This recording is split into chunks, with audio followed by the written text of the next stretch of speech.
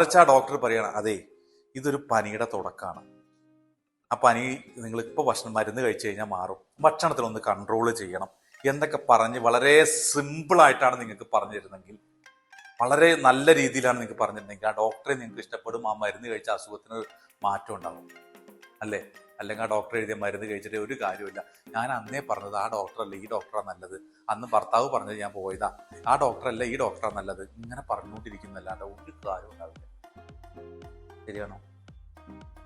Seriously നിങ്ങളുടെ presentation has to make relationship and provide solution. ഇതെപ്പോഴും മനസ്സിലാക്കുക.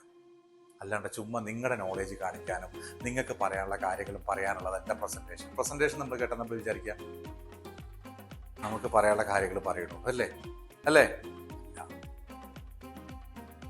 നിങ്ങളൊരു കാര്യം വെച്ചിട്ട് എനിക്ക് ഇവിടെ നിന്ന് പ്രസംഗം നടത്തിക്കൂടെ? ഞാൻ പ്രസംഗം നടത്താനാണോ വന്നത്?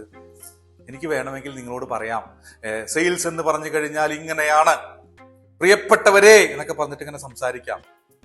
നിങ്ങൾ എത്ര നേരം ബോറടിക്കുന്നുള്ളത് എനിക്ക് നല്ല ബോധ്യമുണ്ട്. മറിച്ച് ഞാൻ എന്താ ചെയ്യണത്, ഓരോരുത്തരും ശില്പ ഒരു കേസ് പറയുന്നു, ശില്പയ്ക്ക് അപ്പം തന്നെ സൊല്യൂഷൻ കൊടുത്തു. അത് കൊടുക്കാൻ പറ്റില്ലെങ്കിൽ എന്നെ കൊള്ളില്ല.